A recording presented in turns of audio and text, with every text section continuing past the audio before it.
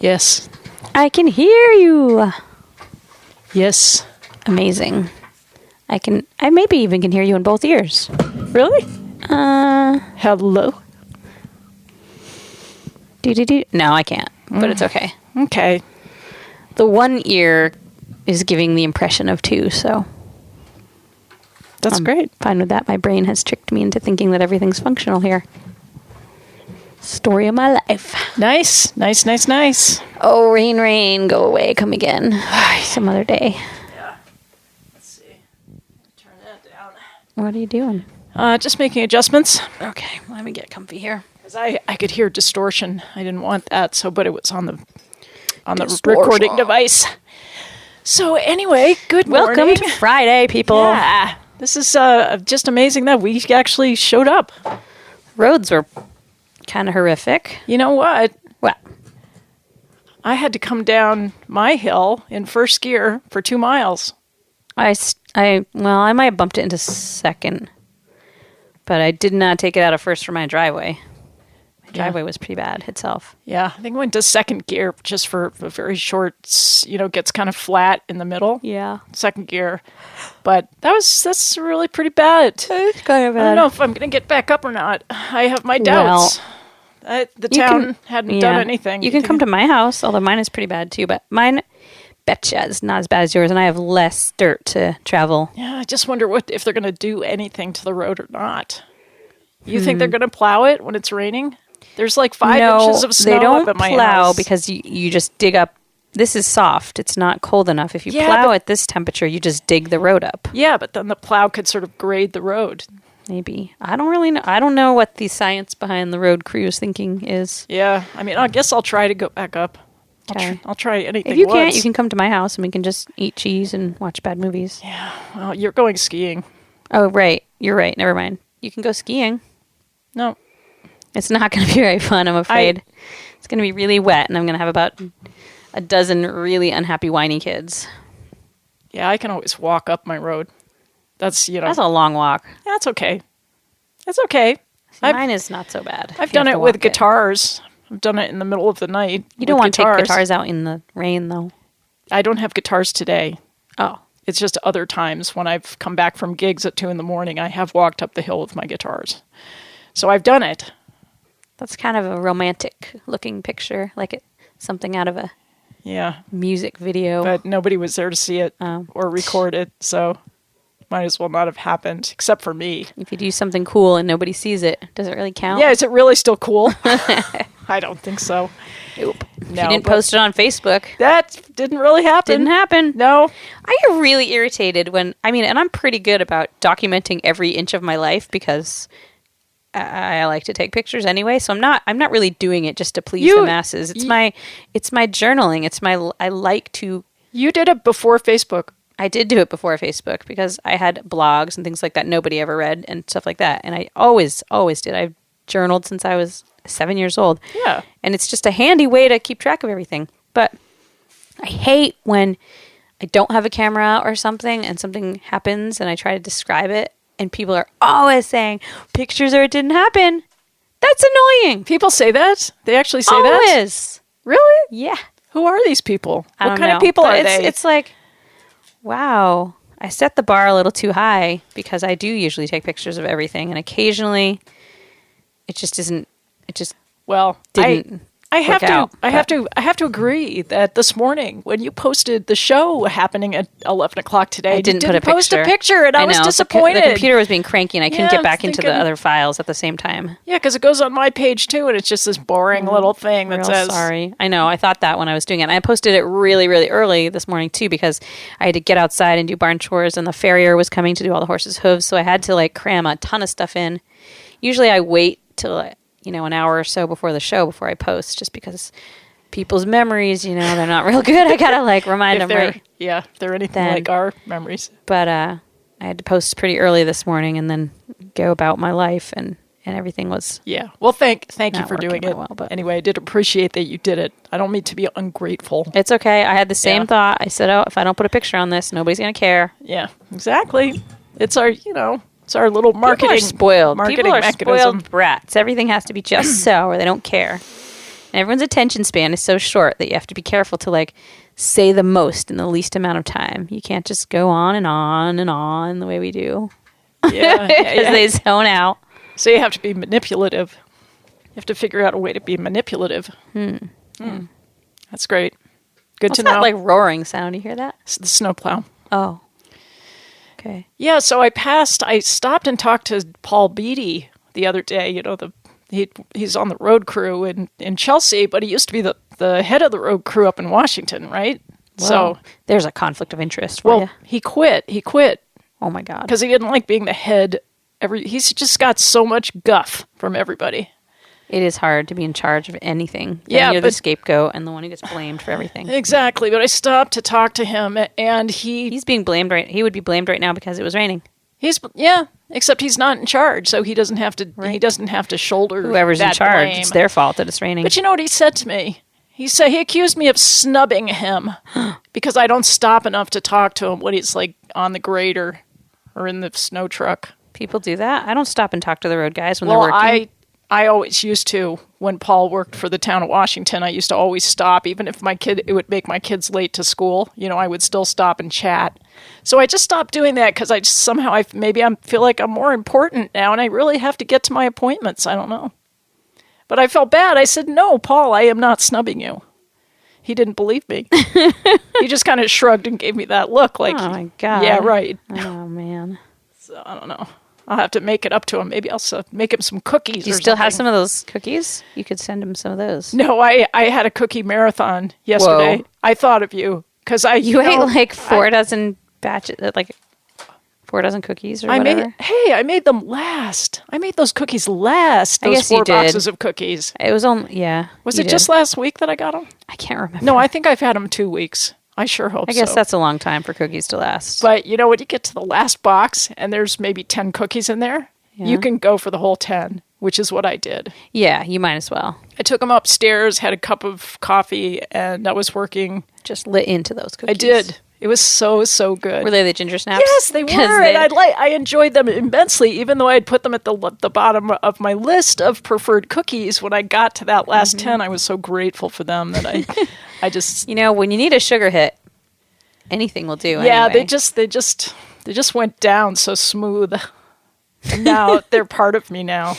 Okay. They've been absorbed into the cosmology of my body. the cosmetology of my body. I ate cookies just for breakfast yesterday. Yeah, I have done that sometimes. I try not to, but And this morning it was really there was almost I was rushing because we had so much stuff to do, and we've got a bottle baby lamb in the house right now. And when you have a bottle baby lamb in the house, your refrigerator is full of bizarre products that aren't meant for human consumption. Yeah. And they're often disguised as in the same containers as the things for human consumption. So I poured my cereal and I grabbed the jug of milk and went to start to pour it on my cereal. And as it came out, I noticed it was super lumpy and yellow. And I said, "Oh, this is raw cow colostrum." Ew, and it smelled super funny, and I said, I'm never actually putting it in my mouth yet, and so that bowl went into the dog dish and started over, and I checked carefully. That's a good reason to have dogs. It is a good reason, or cats, or sheep in your house, but I don't think the sheep would eat the cereal part of that. That's the problem with things that are like biological, like animals, as opposed to cars. I had this realization about my car, that I have an abusive relationship with my car. I think everybody does. Wait, are you abusing it or is it abusing you? Yeah, I'm the abuser. I have said so many bad things about my Subaru. I'm always sticking up for my Subaru because I'm not. My older son Eli picks on it all the time, constantly, because he's, little Mr. Testosterone man, and he just keeps asking me why I don't get a truck. And I'm like, hey, I would love to have a truck, but you know what? I'm a mom, and I gotta fit all you people in this vehicle, so we're gonna have a car with 4 doors and a hatchback, and I have to do certain things. No, he meant get an extended cab truck. Yeah, I tried to explain to him about money and about gas prices and about the ridiculousness of having something just for the coolness of it. But he's 13. He doesn't understand that a parent wouldn't have something just because it's wicked cool.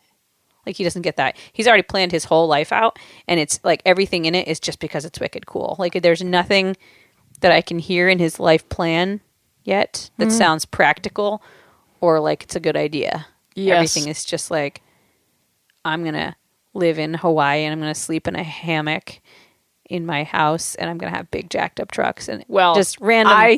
I think it's good. I think he should start there. Yeah, that's a good place to start when you're 13. I don't really want him to move to Hawaii, though. I don't think he would really move to Hawaii either. But my kids have moved all kinds of funny places, but they came back eventually. Yeah. In fact, Anna was in Hawaii. She lost her wallet in Hawaii on the beach at some very remote beach. Oh. But Hawaii, I think she found it. Sounds like a really nice place. I've never been to Hawaii. John says it's wonderful. And everybody who's been, like, that's from around here says it's kind of like here. The people there are like Vermonters. There's something about Hawaiians that are their attitude is kind of the same as ours, which is nice. You don't find that all over the country.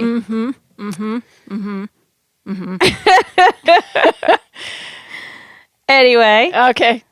All right. We both have tea today. We're rebelling against the no drinks in the studio policy. I made sure to spill my tea before I came to the studio. Super. So I came out of my house with my tea and a bunch of things in my arms, and I got into the car and spilled all the tea on the front of my down jacket. So did you notice I didn't wear my down jacket? I had to switch out into my car jacket. Gotcha. You are a spiller. You're like my little niece Avery. Every time you pour her something, and she's nearly 11 now, for certain that before the meal's over, it's going to be dumped. Because she just doesn't have any, have any concept. There's a reason for that. It. Yes, but it goes back way, way to childhood because I had a seminal experience with spillage at a very young age. I remember, when I was probably younger than 6 years old, I was at the table and I spilled my milk because they used to make us drink milk back then. Right. And my dad got mad. So I think I'm making up for all of that angst from that initial wounding around the spilled milk by spilling everything continually for the rest of my life. It's just a kind of a way to get back at him. I remember my dad getting irritated at us for spilling too when we were really little. And then I remember a brief period of time where he was like, you know what? Let's try this. Let's eat our meals without any beverages here. And then after we're done and we have nothing else to like whack into, then we'll pour. That's it. That's good. So I remember he's smart for a little while, but that didn't make sense. Your dad. And that's not great parenting because like when you're chewing, sometimes you want something to drink at the same time. Well, you could put all the glasses of milk somewhere else. I just remember if you had to, you could get up and you could go drink your milk over the sink or something like that, and then you come back because you know how spilled milk is problematic at times, especially in the car. Yeah. Not so much at the dinner table, very but smelly car. Yes. Yeah, you could never get it out. In a car. No. That was always, I would never, we didn't drink milk. We had soy milk. What? Yeah, we didn't drink soy milk. You guys were drinking soy milk back in like the 70s before soy milk was cool? Said, no, with raising my kids. Oh, okay. I thought you were talking about your dad again, and I was like... Well, they did feed me soy. I had a soy product because I was allergic to cow's milk. Are you really? Yeah. Still? Yeah, but I fight against it. I still eat cheese, but I don't drink milk. Well, cheese has been processed in a way that the lactose...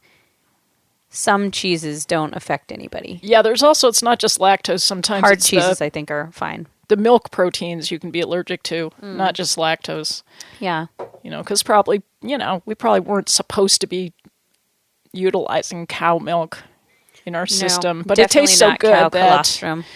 I'm not going to go back now. I'm going to still forge ahead as a cheese eater. I don't drink plain milk almost ever. My kids love it, but I will consume mass amounts of chocolate milk if given the opportunity. Yeah, my mother forces herself to drink milk because she's been trained that that's the way to get calcium and avoid osteoporosis, which I guess I don't believe in entirely, that there's a lot of other ways to have you can eat those little calcium. chewy things. Those little chew gummy and you can eat kale. Kale. Hey, there's the full moon tonight in Virgo. Great. Oh, that's me. Oh my gosh, Davey asked me what your sign was and I couldn't remember. I was scratching my head going, what? Am clearly. You are a Virgo, so you're into details. What's that? Yeah. And I am. the power of discernment is important to you. Yeah, it is. I knew it. Virgo, I'm going to write that down. So this is a big moon for you. And it's called the crow moon or the worm moon. Red-winged blackbirds showed up this week at our house. Yeah, it's a little... Blackbirds and crows, are they not the same thing? Yeah, they're not the same thing. Correct. Oh. Check. I thought they kind of were the same thing. Boy, that would surprise me. But let's not spread misinformation. A blackbird and a crow isn't the same thing. Let's try to not spread misinformation. Okay, what about a crow and a raven? They're the same things, right? No, they're in the same family. I think they are, Kristina. No, they're not the same bird. Are you kidding me? No. Are you kidding me? Am I kidding you right now? I'm not kidding you right now. Why do they call them this different things if it's the same thing? Well, what is just with like that? some people say woman, some people say lady. That's the same thing. Oh Has my different. Gosh, I'm just saying. you are I think so the crow. unbird. I know. Knowledgeable. This is embarrassing. And my husband is like a bird addict. He has every bird book and he knows every bird thing ever. Jeez. Our neighbor cited bluebirds. Opposites attract, I do know. That must be I've why noticed. you and John got together, because otherwise it makes absolutely no sense. No, it doesn't. So, but that's a key right there. There's always something. We do have the same sense of humor. Oh, okay. And we like a lot of the same other kinds of things. Oh, yeah, Like right. animals in general and things like that. Yeah, I didn't But really mean what I said. I never gave two hoots for birds before John, and now you give at least one hoot now? I give like more than a half few a hoots. hoot. Yeah. Like if you see a bird, you think it... I hoot. Okay, Do a little hoot. nice. I've learned to tell the difference between the chickadees and the blue jays and the Squirrels. little pileated woodpeckers. And you wouldn't think a chickadee was a squirrel, for example. No, I was already past that point before I knew him. But if they're both at the bird feeder, what do you do? Like, who do you favor? Who do I root for? Yeah. Oh, it depends. The chickadees are super fat right now. Mm-hmm. So I'm like, you guys have just eaten until you're about to pop. Like, look at this cute little squirrel with a puppy dog face. Wait, but I know the squirrels are super fat too if they've been eating. But they're cute. They're Okay, more so human-y clearly to me. you Like side with the squirrels. I want to cuddle them more than I want to cuddle the chickadees. Okay, that's all I needed to know. I don't always side with the squirrels, but they're funny, and the antics they go to, hanging upside down by like one finger to try to reach as far as they can to get to the feeder. It's funny. I think it's fine if a few humans root for the squirrels, but if everybody did, then it would just be a problem for humanity, I believe. All right. They make these cute little Ferris wheels that you can screw pieces of corn to. Oh yeah. For the squirrels, and then when the squirrels Sure. get on them, their weight makes the Ferris wheel move, and they look like they're on a little fair ride. They also make feeders that once the squirrel goes into it. I saw one on Facebook. It's like a horse head, like a little horse head puppet that hangs. And when the squirrel goes up into the horse head to get the food out of the horse nose, it looks like the squirrel's wearing a horse, Good horse Lord. mask. And that person is probably a multimillionaire now. And they have cute things like bird feeders that are little campers with picnic tables out front and little coffee cups, and you put all the seeds on the picnic table, and then the squirrels come and they sit at the picnic tables, Kristina. If you like all that stuff so much, Yeah. you should invent something and make some money so we could... Yeah, making money is not seeming to be my forte. I do all kinds of things that are kind of awesome, and but nobody gives me money for them ever. Like, pretty much ever. Yeah, I don't. It's just weird. I don't pay you for anything. No. You don't you don't need You to don't pay me anything. for much. I don't. I think I owe you money, actually. I usually do. I think there should be some sort of criteria in the world. If people like something about you, they should pay you for that thing, maybe more. How about no money? Or that. That would be better. There's people who have postulated about a world with no money, and it's rather fascinating. It could be done, but we're so ingrained in thinking that we need money that scares the bejesus out of some people, though. Yeah, it would be a little hard to sort of transition to it. If we could just kind of skip the transition and start afresh, I think we could do it. But unfortunately, there is that whole period of trying to convince people. that it could be done. But some What very, would we do very, instead? some very intelligent people have thought it through. And I watched this whole video. It's like an hour a couple weeks ago about a guy who had devised a system, this amazing thinker, just sort of like a Buckminster Fuller kind of person. Communists want no money? How does that work? No. Or is that just sort of an equal... No, this is a truly, truly radical idea that has yet to take hold. But I think we're going to end up there eventually because we don't really need it. We don't need money. We just need some sort of system of exchange. But we need to not hoard. Money causes hoarding. Yeah. And it's time for a song. Oh, good. Will I think about that? Okay. Let's see. What are you going to play? I have a song called Holy Planet, which is perfect. Oh. It's Ariel's Yvonne. Oh, good, Ariel. If we stand side by side, we can make our spirits one, with our hearts open wide. We'll leave no task undone, with no ego to cloud our pride. Every battle will be won, and we'll have nothing left to hide. Oh, holy planet, I stand before you, human, making a pact to serve and protect you and have faith in freedom.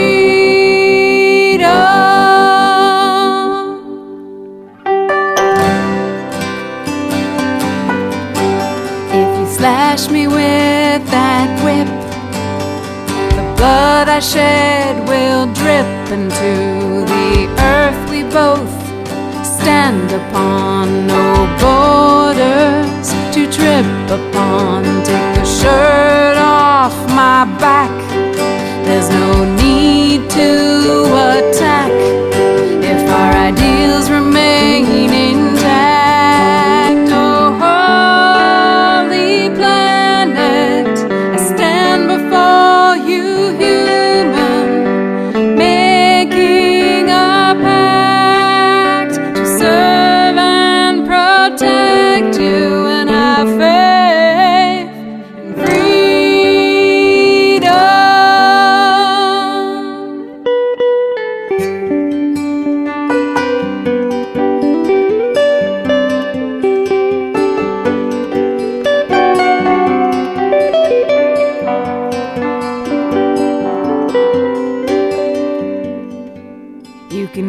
Your fire at me, but my fear won't set you free. In our hearts we hold the key, not in wars across the sea. Hurricanes will wash our greed away, and the earth will shake us up today. Are we brave enough to stay?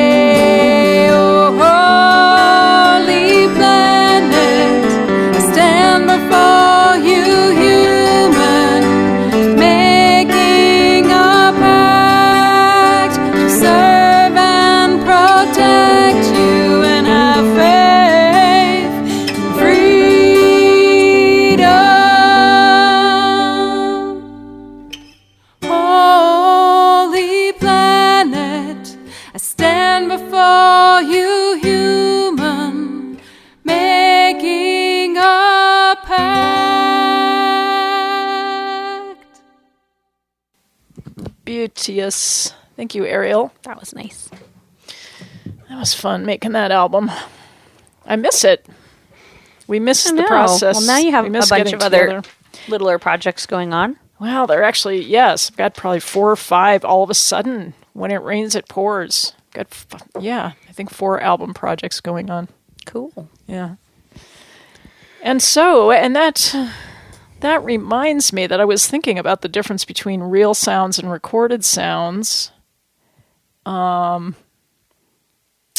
did that come up for me? I know what it was. I got this new app for my phone called Calm. Do you know that app? No, I can't ever figure out how to do apps because every time I do anything appy, everything crashes. So I'm going to help I just you give up. get this app because this is a great app. And what it has on it has sounds of nature. It also has guided meditations, but I don't really like that. I think the person's kind of creepy who's talking. So they're just trying to brainwash you. It's a cult person. Yeah, so I don't listen to that, but I listen to the sounds of nature, and it actually can bring my blood pressure down, and it can bring... How do you know? Do you have a blood pressure sticker? No, I can feel it. I'm attuned thing? enough to my body to know when I'm bringing down my blood pressure and when my nervous system is calming down. So this made me think, like, wow, okay, this is a recording of like a river. This is a recording of wind, I like water. wind in the pine trees. But think about that for a second. It's not the real thing. It's an imprint of a sound in nature, but it's having this profound effect on you, despite the fact that it's not the real thing. So what does that say about recordings? I wish they could find an app for smells. I'm sure they do have one. How? How do they have that? Sorry, I like that you were serious for a second. Well, I was trying to quickly scramble and come up with an answer for you, but smell is supposed to be your most strongest why sense. couldn't they? If they can do this with everything, that I'm sure they can manufacture smell as well. It's just a matter of you can't send a smell. You can. Well, you can send a voice. Now, does that make any more sense? Does that make it? You can break that down differently. I don't know. You don't know. You're not thinking about this. You're not taking. If you could send a smell, because smell is physical particles, like not just like. So is sound. If you smell gross fart smell, it's actually particles of poo you're breathing in. Why are people not more sick than they are if we're actually snuffing in other people's poo? Look, wait a minute. Don't keep changing the topic because you get me sort of contemplating on this deep issue, and then you move me to something else, and I'm lost. Okay, all right, go back to the sound of the wind in the pine trees. Yes, it's just a duplicate. It's some kind of a clone. It's not the real thing, but it still can have a profound effect on you. So how is that? And I think, because it's triggering your memory, and you feel safe when you remember things that you love.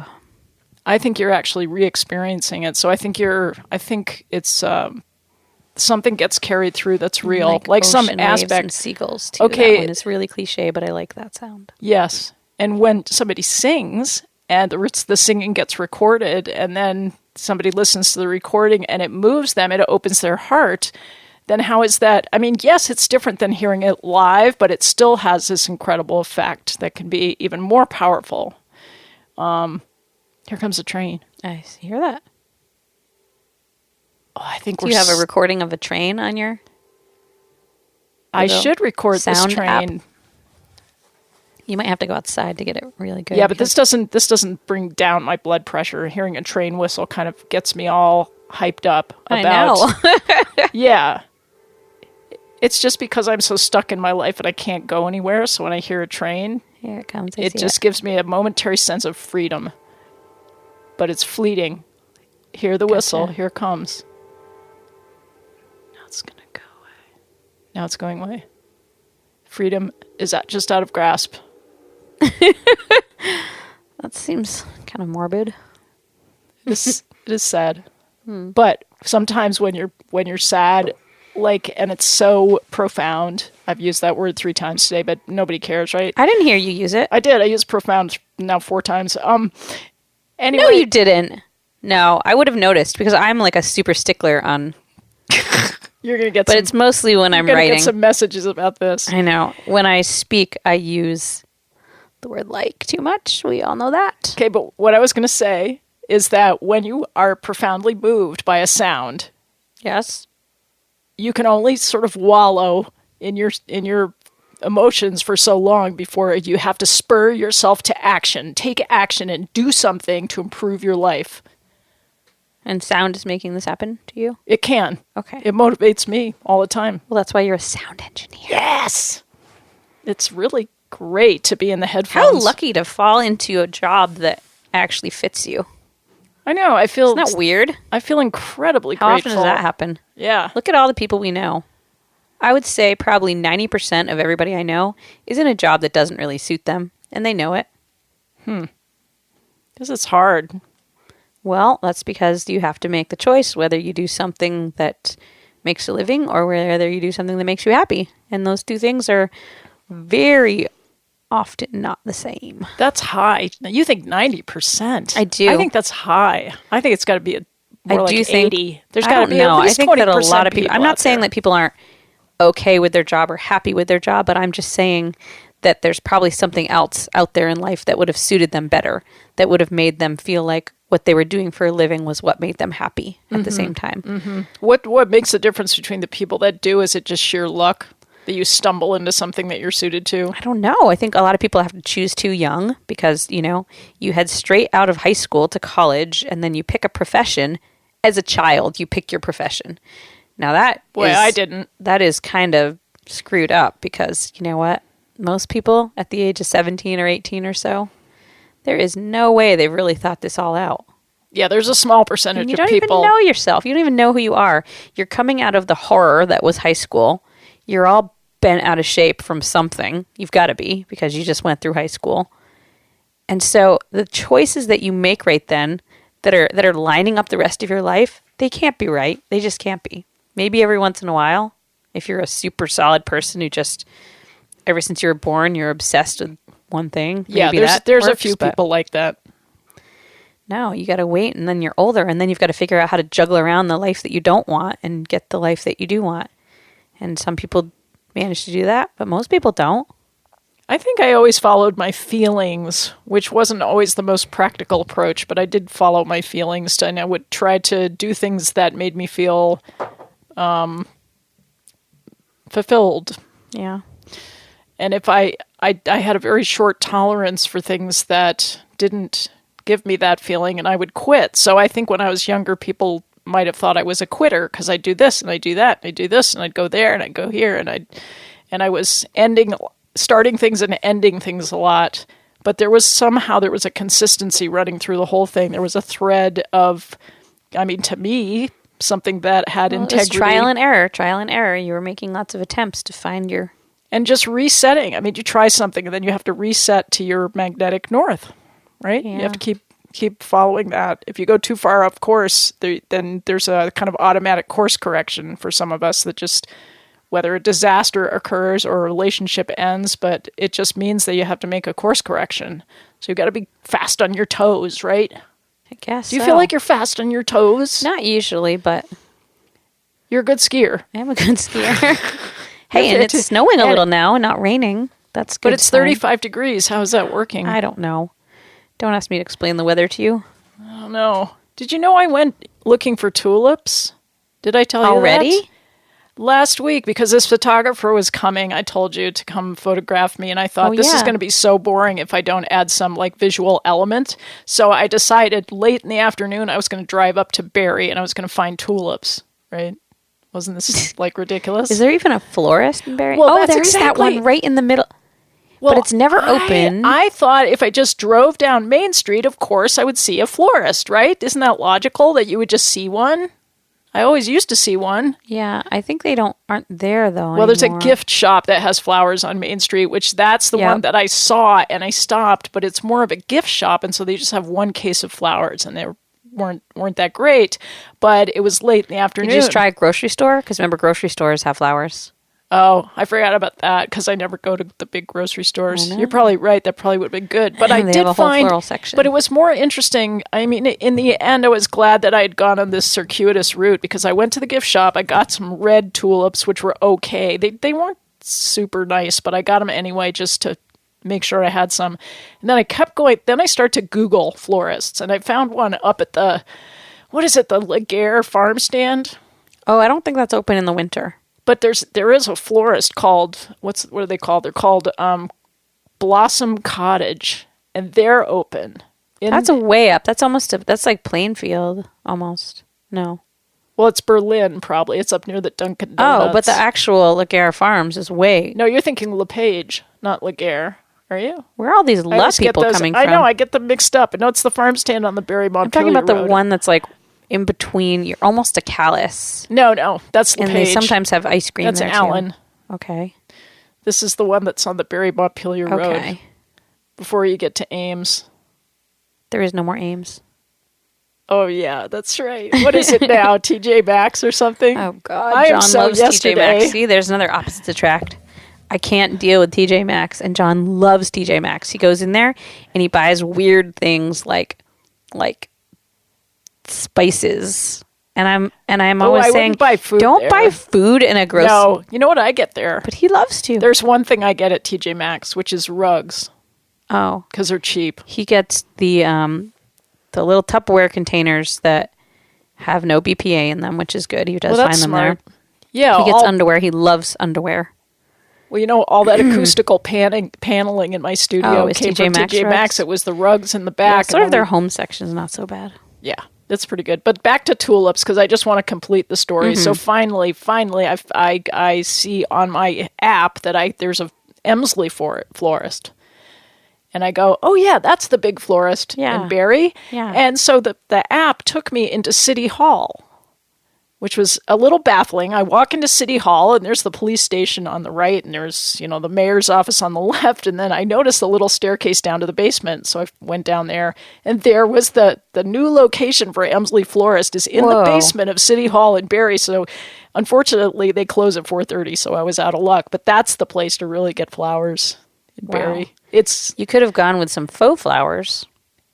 Not me. In photographs, it's hard to tell, though. Possibly. But if anybody ever suspected that I had plastic flowers, I would be shamed for the rest of my life. That's true. I don't even know how I. Yeah, how could you think I of that? know. I have no idea. Landscapers do not comport with plastic That's flowers true. at all. No. So, there's so many great things. I have a personal looked at my question for list. you. Okay. It's really personal, so just That's okay. be sure you can handle it. Yeah. Am I not an oversharer of personal things anyway? Okay. Do you take the stickers off your fruit? Mm-hmm. I figured. Definitely. Although it's sort of a bummer when you pick at it and you peel it off and the little circle of fruit skin comes off too. Because sometimes I take them off. Do you dig into it with your fingernail? A little bit. Sometimes if annoying? It really doesn't then come you have off. to wash your hands. Yeah. Because if it's not organic, then you're getting pesticides know. up in your fingernails. Yep. It's so hard to eat. I just read that you don't have to bother spending the extra money to buy organic avocados because they have discovered that avocados in general are one of the least pesticided things. So you might as well just buy the regular ones because you're not really. But I like to support the organic farmers. I do too. I don't care. I do too, but I'm also poor, so I have to pick my battles sometimes. And I just can't pay $4 for an avocado. I got to pay the 99 cents for the avocado. So okay. I've now submitted to purchasing non-organic avocados. Okay, I can understand that. Strawberries, people, are the most pesticided things. So I know you people aren't washing them. I know you're not. Nobody does. Nobody washes their dang strawberries. And when you get frozen strawberries, what then? You have to wash frozen strawberries? That's weird. They get all ooey gooey. But I'm just telling you guys, you have to wash your strawberries. Well, or buy them organic. If they're frozen, certainly they've been washed before they were you'd frozen. Think so, but I don't think they are. But who do we trust today? We don't trust anybody as far as the food industry grows. That seemed appropriate. The food industry does grow and grow and grow, but not always in the right ways. So, okay, we're going to have another song. All right. And it is, Breath of the Devil. Did I play this one recently? This was Patty Casey. I think you're kind of on a religious kick today. No, I'm not. Holy Planet and Breath of the Devil. Yeah, yeah. Well, you're fighting. The music is fighting each other. Okay, great. Well, here we go. Here's Patty Casey with Bellatrix, Breath of the Devil.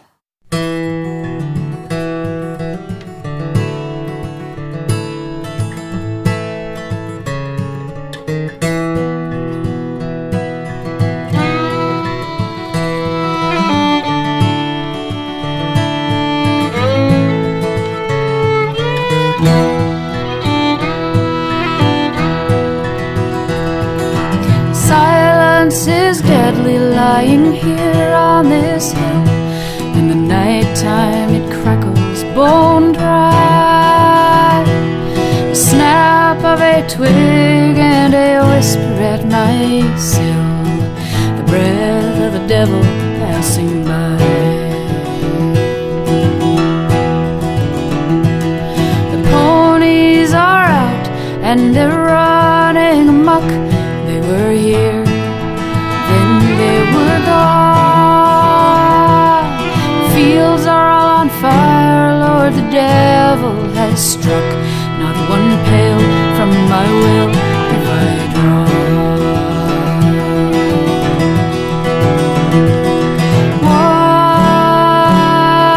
What have I done? What have I done? Whose trembling fingers held the match, who tried but couldn't run? What can I do? What can I do? When the devil calls my name, dear God, tell me what can I do?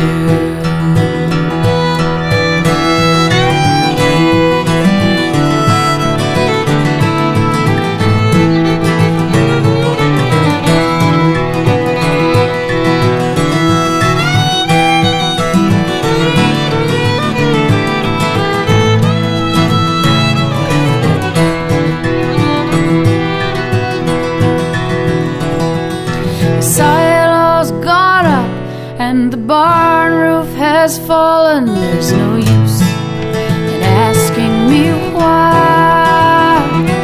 No matter the cost, when the devil comes calling, the yellow flames are gonna lick at the sky.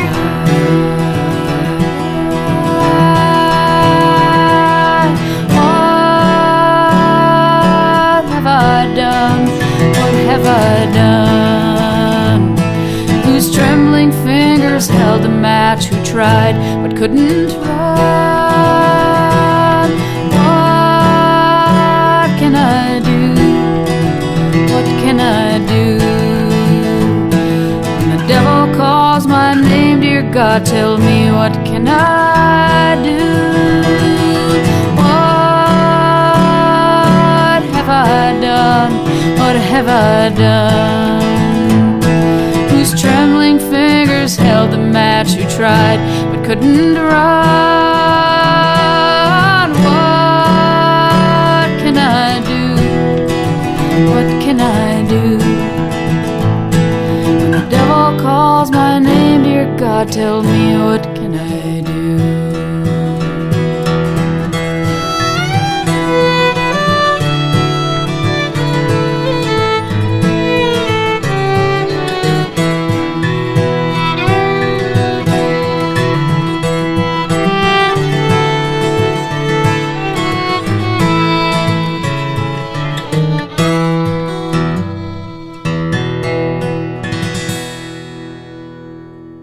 That was my Martin guitar, my 56 Dreadnought. Is that the one you have for sale? It's not for sale anymore. You? I can never go through with it. I just can't. I get almost on the brink. It's like you have buyer's remorse and the opposite. You have seller's remorse. I do, and everybody can feel it, and it drives everybody away. Like people who are potential buyers can feel that I don't want to sell it, and so they don't want to get involved. I hear you. So that's just the way I am. But yeah, so I was telling you about how mud season is so bad up on my hill that I have clients who are either canceling because they don't want to drive on the road, or they're taking me up on my offer to pick them up in Chelsea like a taxi service. I did that. The first time I did that was with Julie because I had the truck back then, and I could actually take the truck down at Chelsea. You need like a little chairlift. Yeah. To get people up your hill. We do need a chairlift because the Subaru's okay. The truck was way better. Yeah, I know. So I'm not thrilled about it. I'm not thrilled about having 3 different mud seasons. This is just wrong. I feel like we've already gone through mud season a couple times, and the real true one hasn't even come yet. Yeah, I don't like it. No. So I did have, I had a couple other strange things to talk about. Let's see. There's this one about relations. Oh, I heard this interesting... Kristina. What? We didn't introduce the show. Sorry, I didn't mean to interrupt you. But that's fine. You go right ahead. Oh, sorry, you guys. We never remember to introduce that you're listening to the 11th Hour Radio. Do you remember who we are? Yes, I was just trying to think of what order I'm supposed to say all this. Okay. You are Kristina Stykos. I am Emily Howe. We broadcast live every Friday at 11 a.m. and p.m., I think, right? Yeah. As far as I know. Never checked. But from South Royalton, Vermont, on Royalton Community Radio, WFER-LP, 96.5. Thank you, sponsors and underwriters. We Yes. love you so. We do. So, what I was going to say is I came across this interesting idea this week, which is that our partners love us just a little more than we love ourselves. Yeah, that's probably true. Isn't that an interesting idea? Because I had to think back to... Maybe that's why you get a partner. Yeah, I mean, if you have a severely dysfunctional or abusive relationship, what does that tell you about yourself? That you think pretty like Yes. lowly Yeah, of that's yourself. That you're... Yes. So I thought it was kind of a sad but enlightening thing to contemplate. And if you're in a good relationship, then that's kind of makes sense too, because the person that you're with loves you a little more than you love yourself. That makes sense to me. Yeah, it does. You've seen both sides of the coin. Definitely. Yep. I agree. Okay, good. Just want to check that out with you because I always come to you first when it's important. I almost contacted you to ask you a question. You and Kendra, I was going to start a group chat this week with you to ask you your advice about something, about a life situation. Okay. But I made up my own mind and I didn't, in the end, contact you. I made up my own decision, but I was poised and I would trust you and Kendra. I have a feeling we probably would tell you the same thing that Like, you don't told do it. That you told yourself. Yeah, which is don't do it. Yeah, I'm not gonna. Okay. Oh, I'm sorry. I'm tired. Sleeping with sheep is very tricky. There's two different kinds of sheep.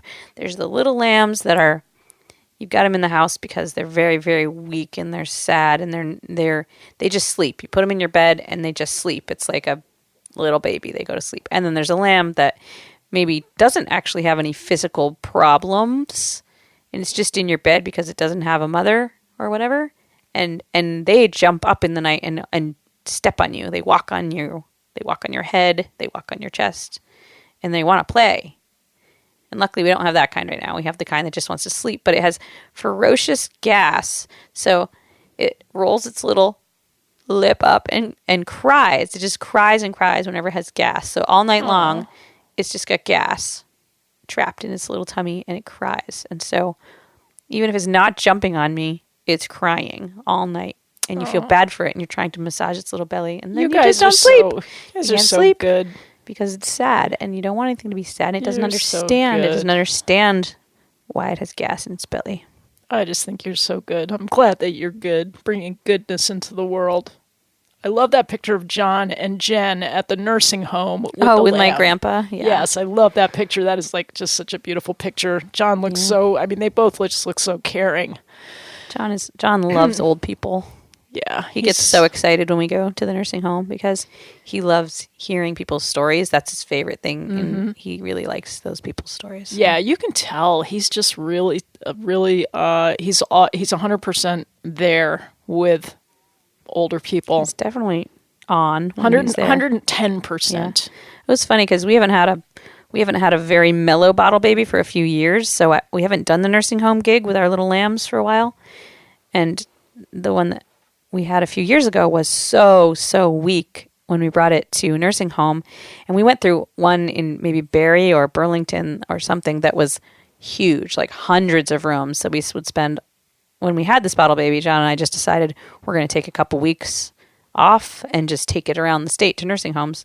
And this one that was huge, the lamb was really, really weak. And I don't feel like we're cruel to do it to the lambs. It's very gentle and nothing bad is happening to it, but they are, the reason that they're so good for old people is that they're not squirming around. So we take the weak ones around. But I remember a point where we kept checking to make sure it was still breathing because it was just totally dead asleep and limp.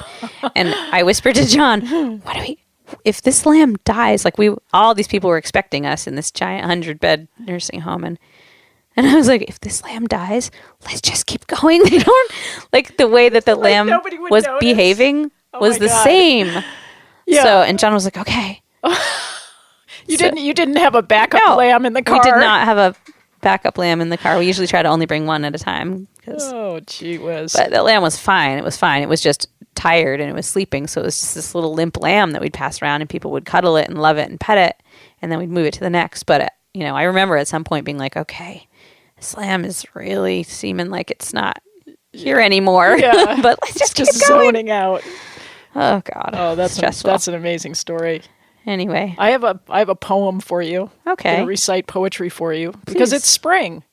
I know. The poetry juices are flowing. That's right. So I wanted to read this little poem that I used to read to my kids, the song of the coltsfoot fairy, since that's one of the first flowers that comes up in Vermont, right? No, the snowdrops come up first. Well, I'm not saying it's the first, but it's definitely one of the first. Yeah, so we'll be expecting to see it.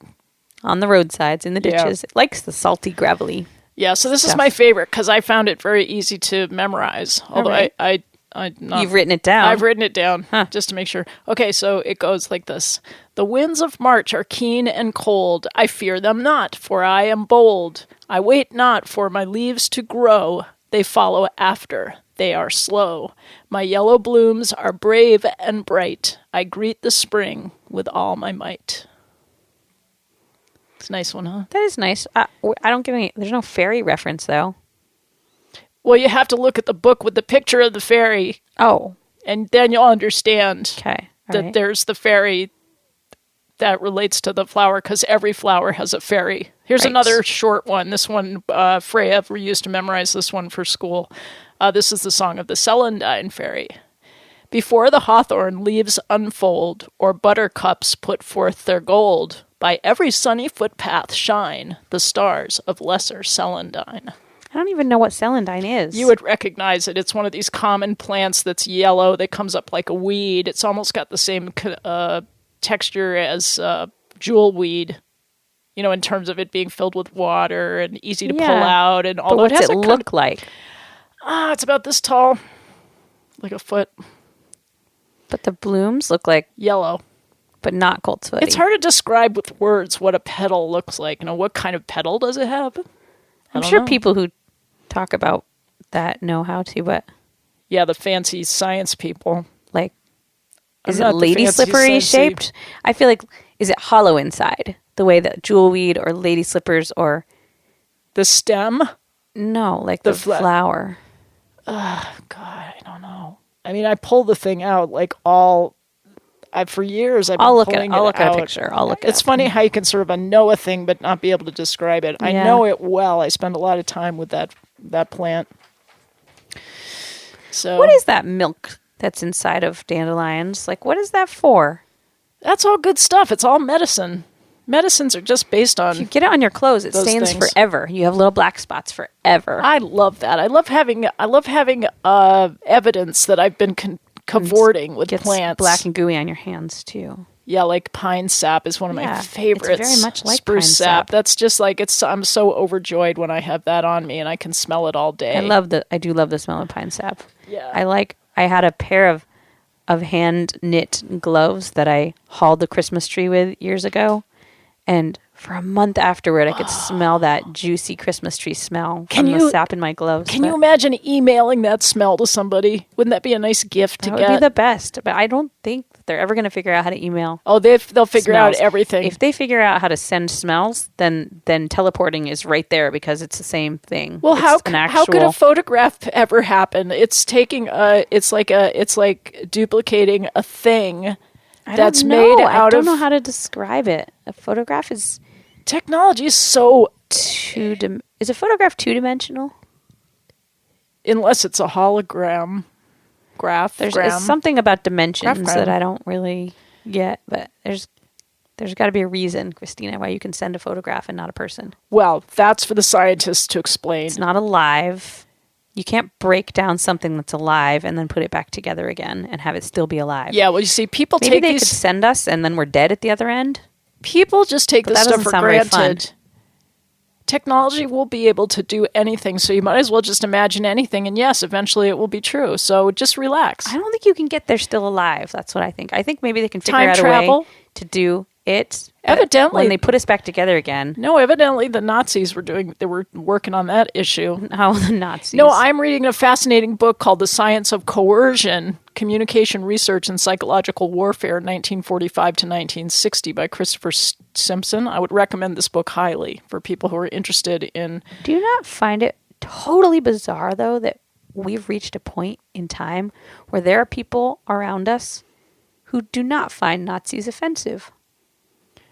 Well, like now you have to be careful what you say about Nazis. And I'm like, are you kidding me? Are you kidding me? We've gone back in time so that we can't say I think it's Nazis.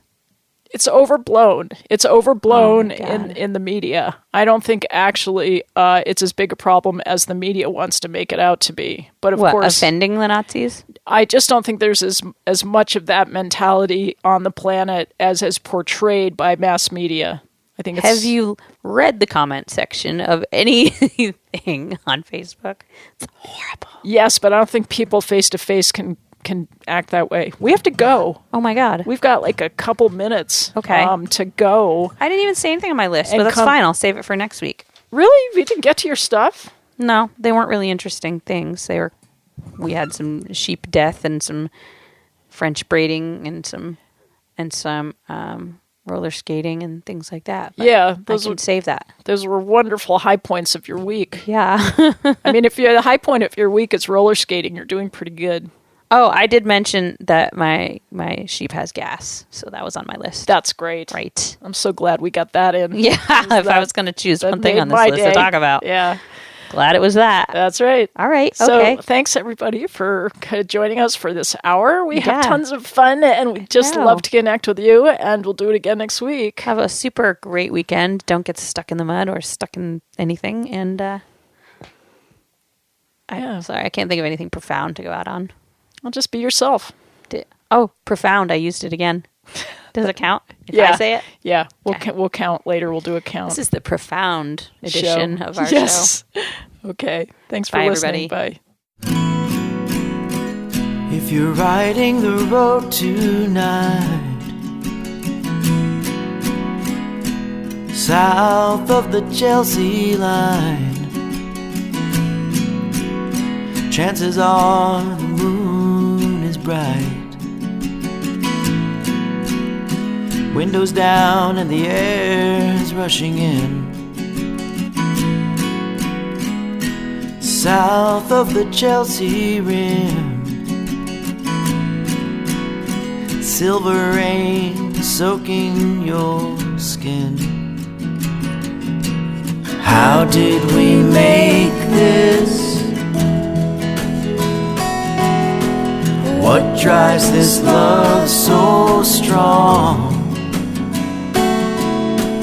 I have been waiting, yes, I have been waiting so long.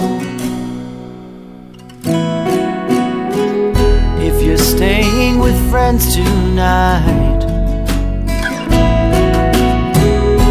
south of the Chelsea line,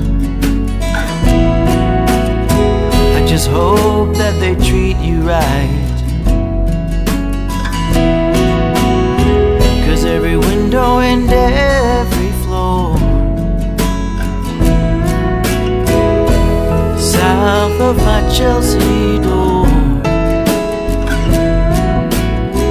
is a place where I'll come to shore.